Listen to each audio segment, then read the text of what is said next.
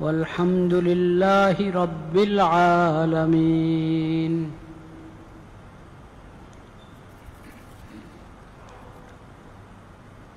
কোরআন কারীমের সূরাতুর রাদ থেকে একটি আয়াত তেলাওয়াত করেছি। আল্লাহ রাব্বুল আলামিন বুদ্ধিমান ব্যক্তিদের গুণাবলী বর্ণনা করেছেন কোরআনে, অনেক সূরাতে, অনেক আয়াতে। আরে ভাই, এটা তো বুদ্ধিমানের কাজ হলো না।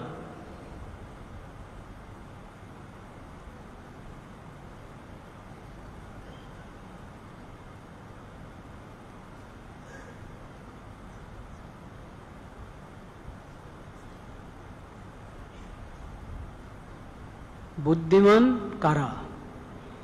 বুদ্ধিমানের গুণাবলী কোরআন কারীমে অনেক আয়াতে আলোচনা হয়েছে।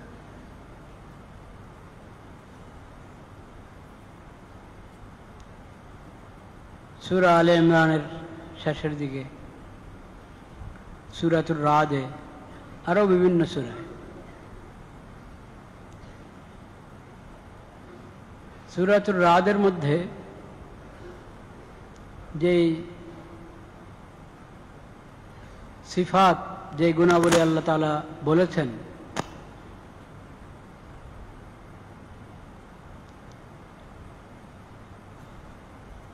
সেগুলোর মাঝে একটি হলো যে আয়াত আমি তেলাওয়াত করলাম, ওয়াল্লাযীনা সাবারু ইবতিগাআ ওয়াজহি রাব্বিহিম ওয়া আকামুস সালাহ ওয়া আনফাকু মিম্মা রাযাকনাহুম। বুদ্ধিমান হলো তারা যারা নিজের রবকে খুশি করার জন্য সবর করে। আল্লাহকে খুশি করার জন্য যারা সবর করে তারা বুদ্ধিমান। আল্লাহকে খুশি করার জন্য যারা সালাত কায়েম করে, ওয়া আকামুস সালাহ, যারা সালাত কায়েম করে তারা বুদ্ধিমান। ওয়া আনফাকু মিম্মা রাযাকনাহুম সিররান ওয়া আলানিয়া, আল্লাহ যার রিজিক দান করেছেন, অর্থ সম্পদ দান করেছেন, সেখান থেকে কিছু আল্লাহর রাস্তায় খরচ করে, আল্লাহকে সন্তুষ্ট করার জন্য খরচ করে। এরা বুদ্ধিমান। সিররান ওয়া আলানিয়া, গোপনে প্রকাশ্যে যখন যেভাবে মুনাসিব, যখন যেমনটা উচিত ওইভাবে খরচ করে আল্লাহর রাস্তায়। ওয়ায়াদরাউনা বিল হাসানাতি সাইয়্যিআ, মন্দের উত্তর তারা মন্দ দিয়ে দেয় না, মন্দের উত্তর দেয় সুন্দর আচরণের মাধ্যমে, ভালো আচরণের মাধ্যমে। এরা বুদ্ধিমান। অনেকগুলো গুণাবলী এই আয়াতে, তিনটা কথা। আল্লাহকে রাজি করার জন্য যারা সবর করে, ধৈর্য ধারণ করে, এক। দুই, যারা সালাত কায়েম করে। তিন, যারা আল্লাহর রাস্তায় খরচ করে। চার, যারা মন্দের প্রতি উত্তর, মন্দের মাধ্যমে নয়, মন্দের উত্তরে কি করে, তারা সুন্দর আচরণ করে, ভালো আচরণ করে। উলাইকা লাহুম উকবাদ-দার, বুদ্ধিমান ব্যক্তি যাদের এই গুণাবলী, তাদের জন্য হলো আখিরাতের সুন্দর ফলাফল।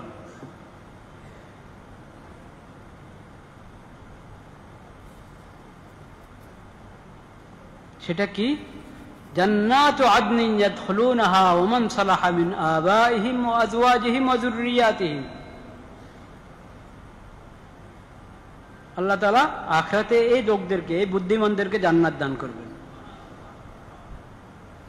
এই জান্নাতে তারা প্রবেশ করবে, তাদের নেককার মা বাবা, নেককার দাদা দাদি, নানা নানি, পূর্বপুরুষ যারা নেককার ছিল তারা প্রবেশ করবে জান্নাতে, তাদের স্ত্রীগণ, নেককার স্ত্রীগণ জান্নাতে প্রবেশ করবে, তাদের নেককার সন্তানগণ কিয়ামত পর্যন্ত তার বংশধরের যত নেককার সন্তান তার বংশে এসেছে সবাই জান্নাতে প্রবেশ করবে।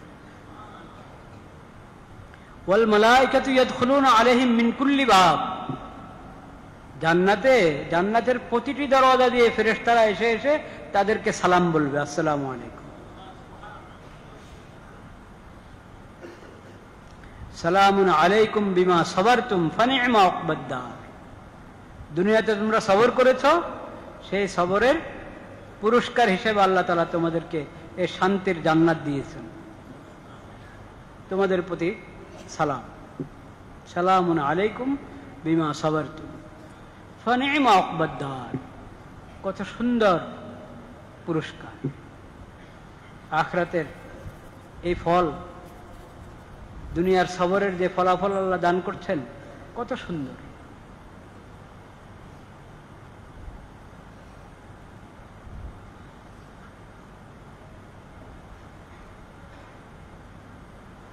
প্রথম গুণ এই আয়াতে কি বলা হয়েছে? সবর। সবর কাকে বলে? সবর কাকে বলে? সবরের মধ্যে প্রথম কথা হলো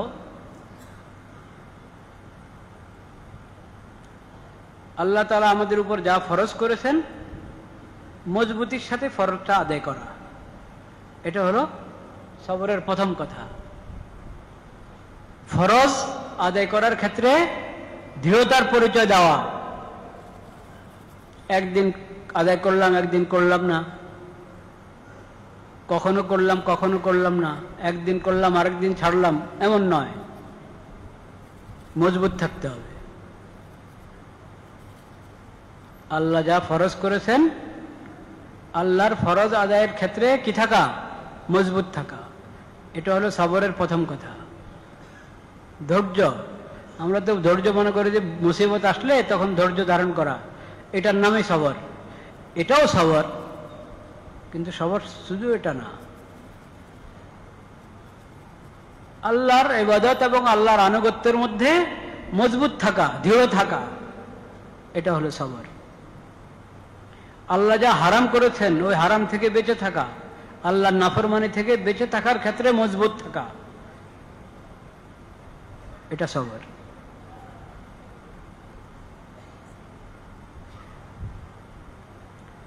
আর ইবাদতটা সুন্দরভাবে করা, নিয়মিত করা এবং সুন্দরভাবে করা, এটা সবর। নামাজ শুরু করলাম, কত দ্রুত শেষ করা যায় এই ফিকির, তাড়াহুড়া করে হুলস্থুল করে শেষ করে দিলাম, এটা সবর হলো না। ইবাদত সুন্দরভাবে আদায় করার জন্য নিজেকে ধরে রাখা, এটা সবর। বলা মুসিবত আসলে তখন হাই হুতাশ না করে ধৈর্য ধারণ করা, যে যা হয়েছে আল্লাহর হুকুমে কি হয়েছে, ইন্না লিল্লাহি ওয়া ইন্না ইলাইহি রাজিউন। আমরা তো সবাই আল্লাহর জন্য, আল্লাহর কাছেই ফিরে যাব আবার, বাস আল্লাহর ফয়সালার উপর আমি সন্তুষ্ট।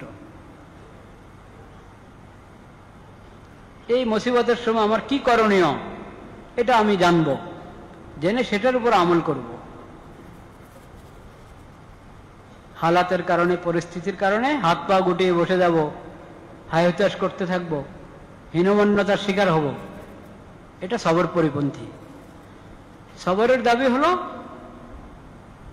আমি স্থির থাকার চেষ্টা করব, যত বড় মুসিবতে এসেছে কি স্থির থাকার চেষ্টা করব, আল্লাহর ফয়সালার উপরে সন্তুষ্ট থাকব। তাহলে কয়টা কথা হলো সবরের মধ্যে? কয়টা কথা হলো মোট? চারটা কথা, তাই না? চারটা। আল্লাহর ইবাদত, আল্লাহর যা আমার উপর ফরজ করেছেন এই ফরজ আদায়ের ক্ষেত্রে মজবুত থাকা। 2, ফরজগুলো নিয়মিত আদায় করা, সুন্দরভাবে আদায় করা। 3, আল্লাহ যা হারাম করেছেন সে হারাম থেকে, গুনার কাছ থেকে, আল্লাহর নাফরমানি থেকে বেঁচে থাকা। 4, বলা মুসিবতের সময় ধৈর্য ধারণ করা। এটার নাম কি? এই চারটা বিষয়ের নাম হলো সবর। সবর ছাড়া একজন বান্দা আল্লাহর সন্তুষ্টি অর্জন করতে কি পারে না। সবর ছাড়া দিনদার হওয়া সম্ভব না, নেককার হওয়া কিনা সম্ভব না।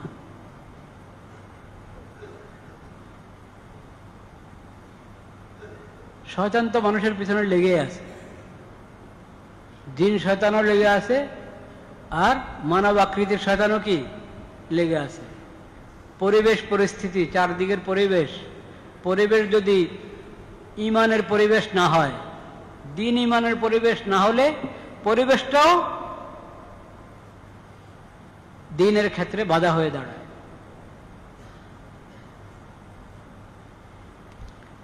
তো মানুষ যাতে আল্লাহর আনুগত্য, আল্লাহর ইবাদতের লাইনে অগ্রসর না হতে পারে, সেটার জন্য অনেক ধরনের বাধা।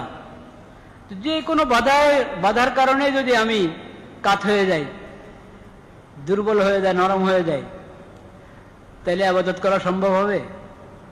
আমল করা সম্ভব হবে? হবে। গুনার দিকে টেনে নেওয়ার জন্য তো কত কিছুই আছে, শয়তানের ধোঁকা, নফসের ধোঁকা, চারদিকের পরিবেশের আকর্ষণ। গুনার দিকে টেনে নেওয়ার জন্য গুনার একটা স্বাদ, গুনার একটা কি স্বাদ, গুনার প্রতি আকর্ষণ। এটা বড় বেয়াদি। আল্লাহর কাছে দোয়া করতে হয় যে হে আল্লাহ, আপনি ইমানের প্রতি, নেক আমলের প্রতি আমার আকর্ষণ সৃষ্টি করে দেন আমার অন্তরে, গুনার প্রতি আমার অন্তরে ঘৃণা সৃষ্টি করে দেন, গুনার প্রতি যাতে আমার অন্তরে কোনো আকর্ষণ না থাকে। এটা দোয়া, হাদিসের দোয়া। আল্লাহুম্মা হাব্বিব ইলাইনাল ঈমান ওয়া যায়্যিনহু ফী কুলুবিনা ওয়া কাররিহ ইলাইনাল কুফরা ওয়াল ফুসুকা ওয়াল ইসয়ান ওয়াজআলনা মিনার রাশিদিন।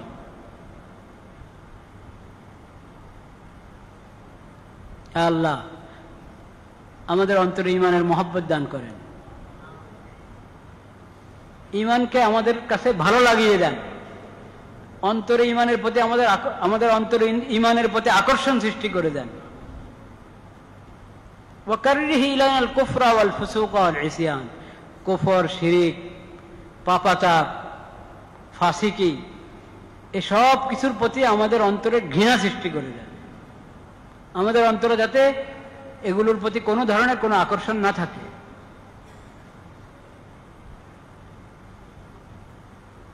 তো এখন আমি গুনাহ থেকে বাঁচতে হলে মজবুত থাকতে হবে। শয়তানে ওয়াসওয়াসা দেওয়া শুরু করলে যদি আমি কাত হয়ে যাই, তাহলে কখনো গুনাহ থেকে কি বাঁচতে পারবো না। এগুলোর নাম হলো সবর। নেক কাজ করতে কষ্ট হচ্ছে, এই কষ্ট সয়ে নিতে হবে। এই কষ্ট কি সয়ে নিতে হবে, বরদাস্ত করতে হবে এই কষ্ট। কষ্ট হলো আমি নেক কাজ ছাড়ব না। গুনার প্রতি আকর্ষণের কারণে গুনাহ থেকে বাঁচা কঠিন, গুনাহ থেকে বাঁচা অনেক কষ্ট।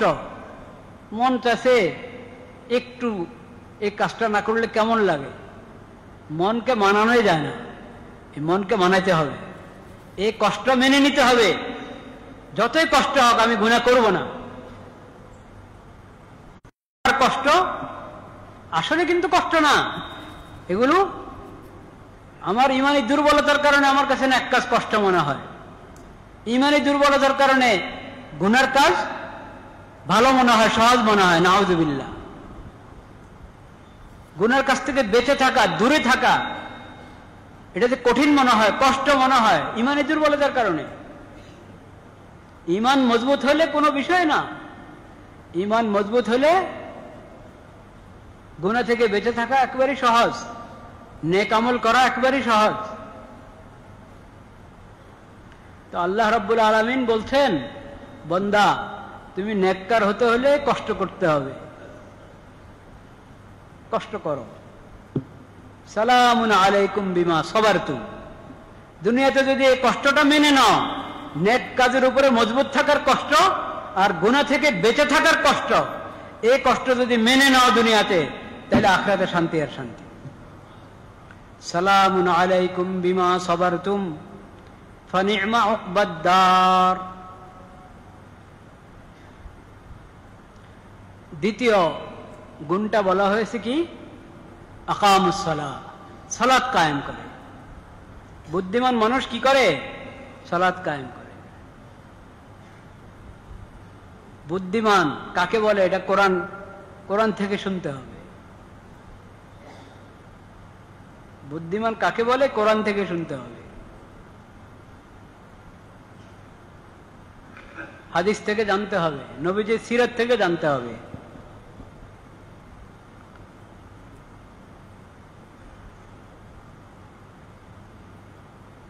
বুদ্ধিমান হতে হলে প্রথম কথাই তো ঈমান। প্রথম কথাই কি? ঈমান।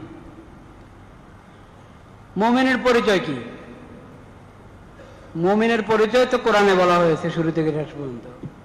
মুমিনের পরিচয়, মুমিনের পরিচয় তো বলেছেন নবী করিম সাল্লাল্লাহু আলাইহি ওয়াসাল্লাম হাদিস শরীফে,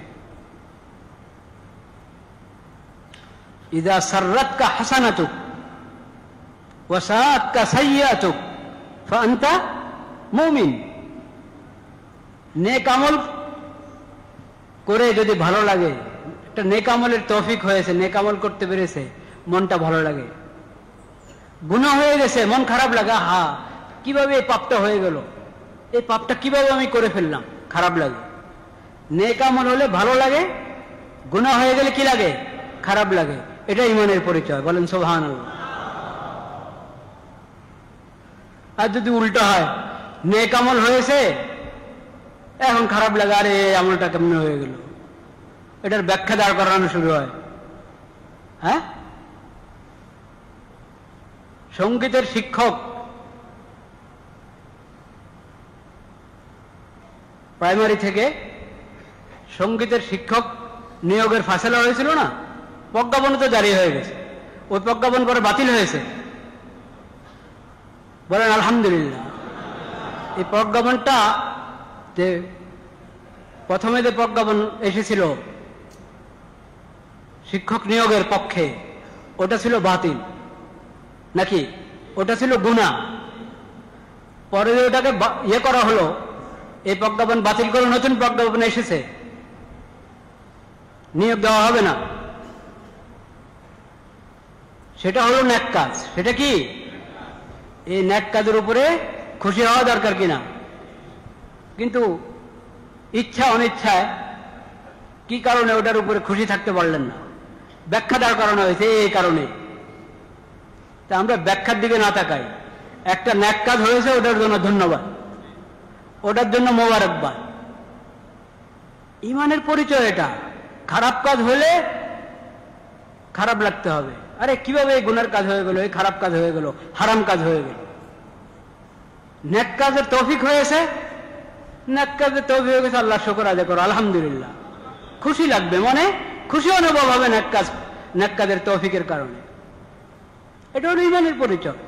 আল্লাহ তাআলা ঈমানের এই আলামত আমাদের মধ্যে দান করে।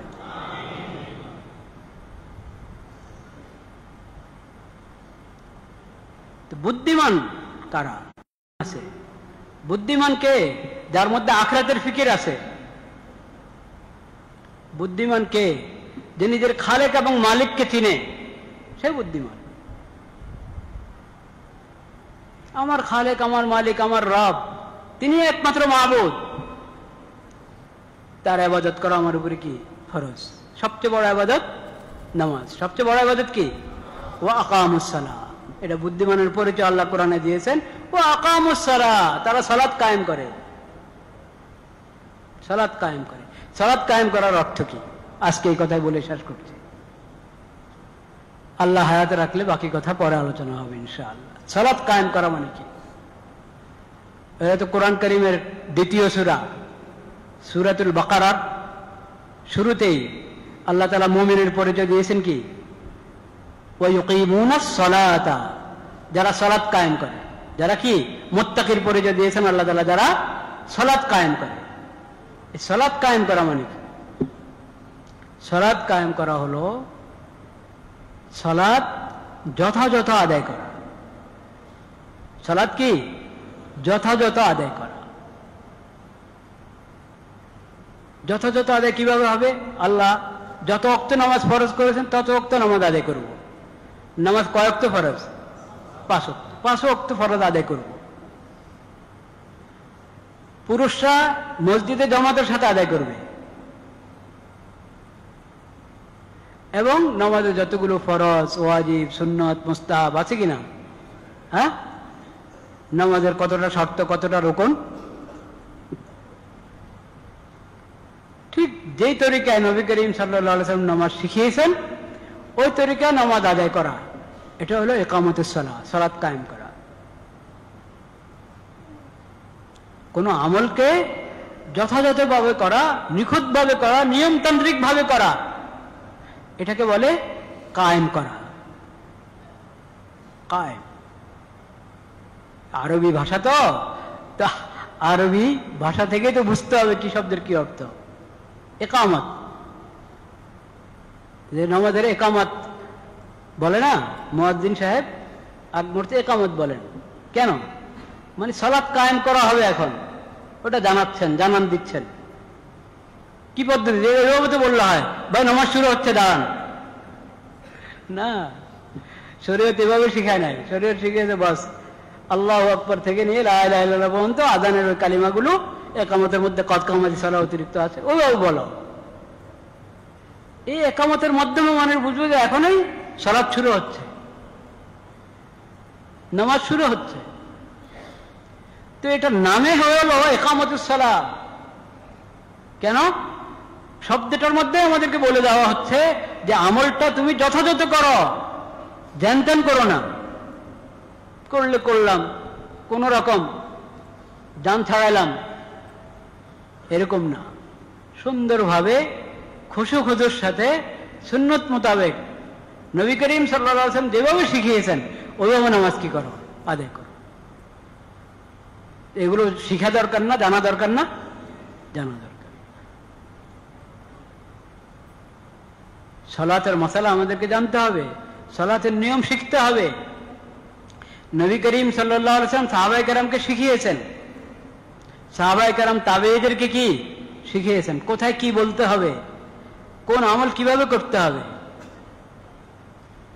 তাকবীরে তাহরিমা, এখান থেকে নামাজ শুরু। নামাজের প্রস্তুতিমূলক কিছু কাজ তো আগে আছে। মূল নামাজটা শুরু হয় তাকবীরে তাহরিমার মাধ্যমে। তাহরিমু হাত তাকবীর, নবী করিম সাল্লাল্লাহু আলাইহি ওয়াসাল্লাম বলেছেন নামাজের ইহরাম তাকবীর। নামাজের হজের যেরকম ইহরাম আছে, নামাজেরও কি আছে? ইহরাম। নামাজের ইহরাম হলো কি?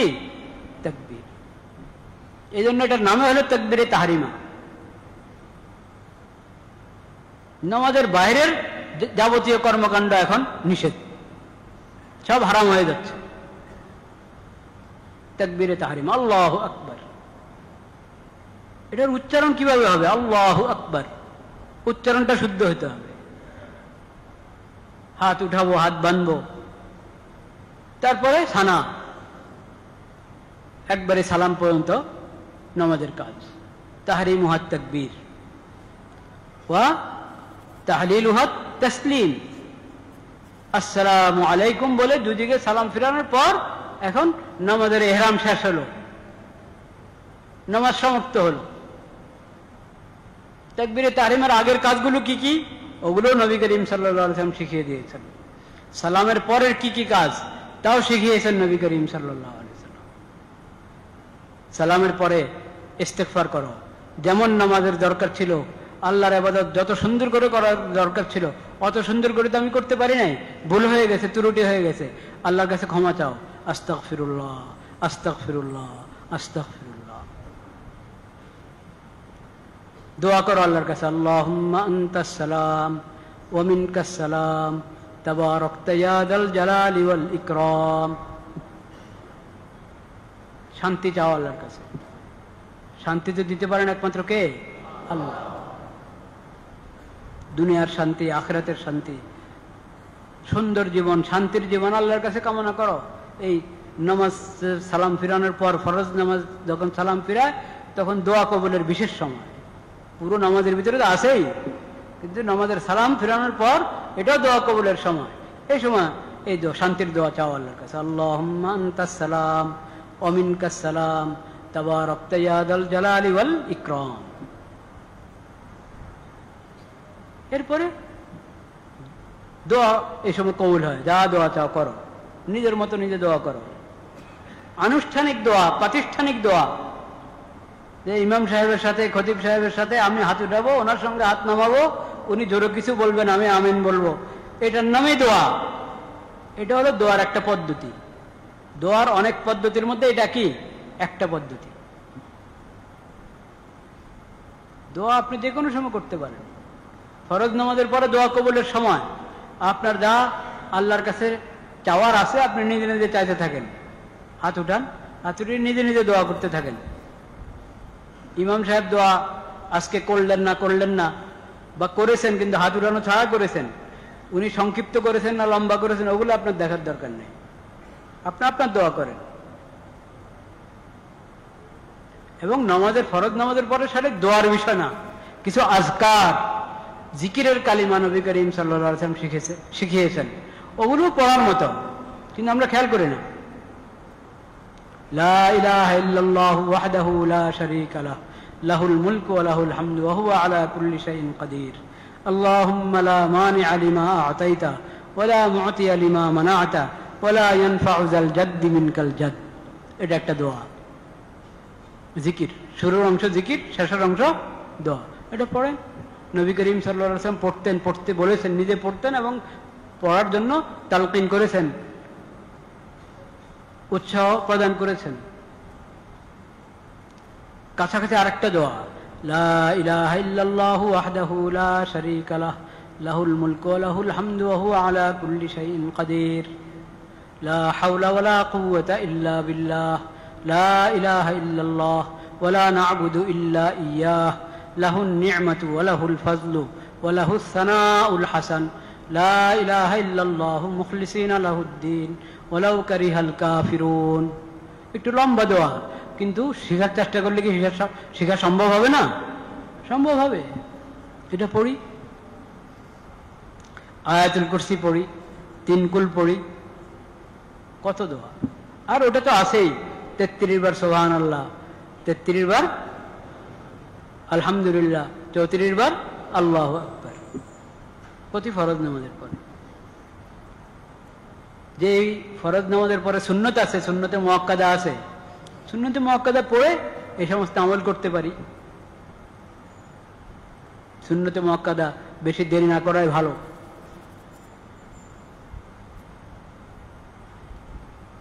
আগে করলে কোনো সমস্যা নেই, সুন্নতের আগেও যদি আমি আমলগুলো করে ফেলি তাতেও কোনো আপত্তি নেই। তো এই যে একটা আনুষ্ঠানিক পদ্ধতি হয়ে গেছে আমাদের, যে সালাম ফিরানোর পরে ছোট্ট একটা মোনাজাত ইমাম সাহেব দিবেন, ইমাম সাহেবের সঙ্গে আমিও ছোট্ট মোনাজাতটা দিয়ে বাস দাঁড়িয়ে যাই, সুন্নত পড়লাম বা বের হয়ে গেলাম। আর কেউ হয়তো মোনাজাতে শরীক হয় না, চলে যায়। মোনাজাত তো আর ফরজ না। সালাম ফিরানোর পরে আপনি যদি উঠে চলে যেতে চান যেতে পারেন, কিন্তু সুন্নতে মুআক্কাদা ঘরে গিয়ে হলো পড়বেন। সুন্নতে মুআক্কাদা ঘরে গিয়ে হলো কি পড়বেন, বাদ দিবেন না। জুমার আগে 4 রাকাত সুন্নতে মুআক্কাদা, জুমার পরে কমপক্ষে 4 রাকাত, আরো 2 রাকাত পড়লে 6 রাকাত, না 4 রাকাত তো বটেই। এগুলা সুন্নতে মুআক্কাদা, ফরজ না, ওয়াজিব না, কিন্তু সুন্নত মানে মুস্তাহাব পর্যায়ের সুন্নত না, তাকিদপূর্ণ সুন্নত। এগুলোর গুরুত্ব দেওয়া উচিত। এই জন্য তো এগুলোর নামে হলো আরবিতে এগুলোর নামে হলো সুন্নতে রাতেবা, সুন্নতে মুআক্কাদা বা সুন্নতে রাতেবা। রাতেবা বলা হয় এই জন্য নিয়মিত করার মতো।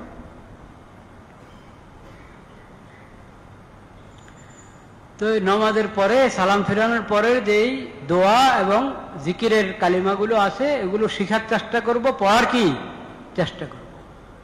আর আমার অনুরোধ হলো আমরা ওটা বন্ধ করে দিই, যে দোয়ার মধ্যে মুকাব্বির হওয়া, হ্যাঁ, এটা ছেড়ে দিলাম। মানে দোয়া শুরু হলো তখন আলহামদুলিল্লাহ রাব্বিল আলামিন জোরে বলেন, এবং শেষে কি আমিন বা আলহামদুলিল্লাহ রাব্বিল আলামিন। হ্যাঁ, দোয়ার মধ্যে মুকাব্বির হওয়ার দরকার নেই। নামাজের মধ্যে যদি অনেক বড় জামাত, মাইক থাকলেও প্রয়োজন হয় একটু জোর করে আরেকজনে বললে সবাই ঠিক মতো শুনে, সেজন্য নামাজের মধ্যে মুকাব্বির, ওটা ঠিক আছে। দোয়ার মধ্যে মুকাব্বির হওয়ার কোনো প্রয়োজন নাই, কারণ দোয়া তো জমাতের আমল না, এটা জমাতের আমল না, এটা যার যার আমল। একসাথে হলে নিষেধ নাই, কিন্তু একসাথে হওয়ার কোনো এরকম বিধানও দেওয়া হয় না যে সবাই একসাথে শুরু করো একসাথে শেষ করো। একসঙ্গ হতে পারে, আলাদাও হতে পারে, শুরু একসাথে হলো, শেষ এক একজনের এক এক সময়। আমার দোয়া পুরো হয় না, আমি করতে থাকি। ওইদিকে যদিও আমিন বলে ইমাম সাহেব দোয়া শেষ করে দিয়েছেন, আমার আল্লাহর কাছে আরো চাওয়ার আছে, আমি চাইতে থাকি।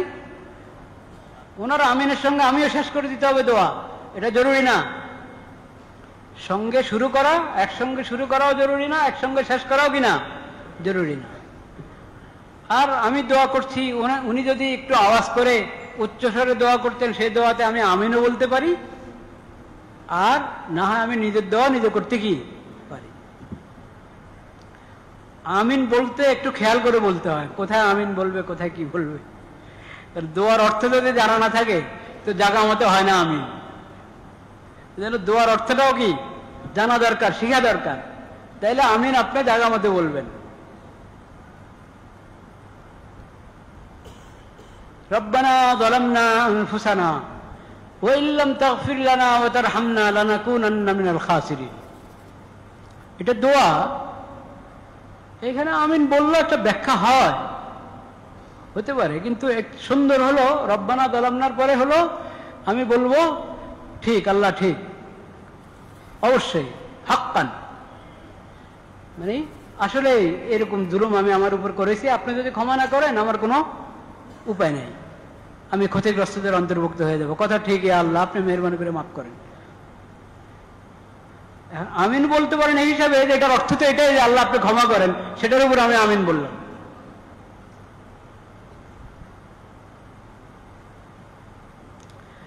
আমিন দোয়া যেটা আল্লাহর কাছে চাওয়া হয়, ওই কথার উপর আমিন মানে আল্লাহ আপনি কবুল করেন।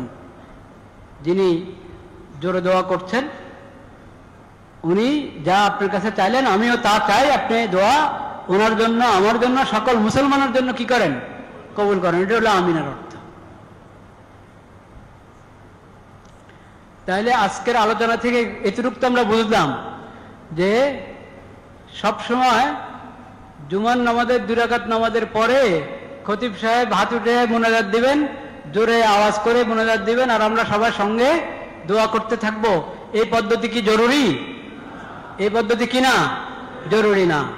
হঠাৎ কোনো সময় দেখবেন আমি সালাম ফিরানোর পরে নিজের দোয়া নিজে পড়তেছি, নিজের দোয়া নিজে করতেছি, নিজের জিকির নিজে করতেছি, হাত উঠালাম না, কোনো আপত্তি থাকবে আপনাদের?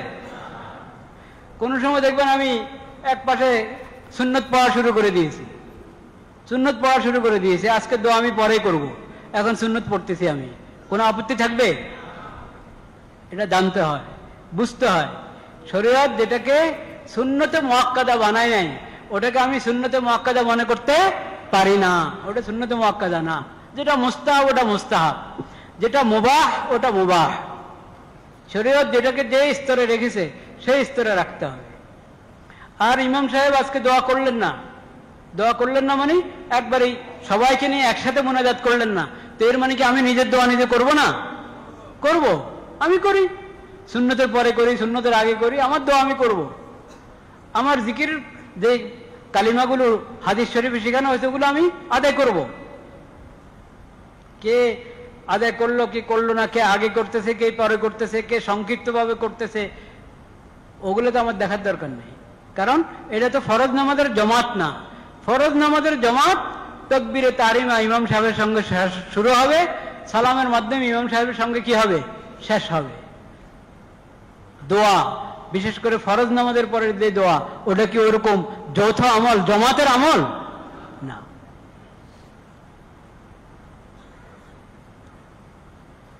ওটা কখনো আমরা, কখনো কেন, অনেক সময় তো আমরা একসাথে করছি, এতেও আপত্তি নেই। আর আলাদা আলাদা নিজেরটা নিজে করলাম তাতেও কি আপত্তি নেই। বরং হাদিস শরীফ থেকে এটাই বুঝে আসে নবী করিম সাল্লাল্লাহু আলাইহি ওয়াসাল্লাম ফরজ নামাজের পরের দোয়া যৌথভাবে সবাইকে মুসল্লিদেরকে নিয়ে নিয়মিত সবসময় করেছেন, এরকম বিষয়টা ছিল না, এরকম ছিল না। ওটাও আছে, ওটাও প্রমাণিত বিভিন্ন হাদিস থেকে। কিন্তু আমরা যেরকম মনে করি যে 5 ওয়াক্ত দৈনিক একবারে 5 নামাজের পরেই ছোট্ট একটা মুনাজাত ইমাম সাহেবের সাথে না দিলে মনে হয় যেন নামাজটাই অসম্পূর্ণ থেকে গেল, এই ধারণা কি না? ঠিক না। নামাজ তো সালামে পুরা হয়ে যায়। ও তাহরিমুহাত তাসলিম, সালাম হয়ে গেল, নামাজ শেষ, নামাজ কি হয়ে গেল? পুরো হয়ে গেল। বাকি আমল যার যার, বাকি আমল কি কখনো একসাথে করলেও আপত্তি নেই। আল্লাহ তাআলা আমাদেরকে বুঝার তৌফিক নসিব করেন। ওয়া আখিরু দাওয়ানা আলহামদুলিল্লাহি রাব্বিল আলামিন।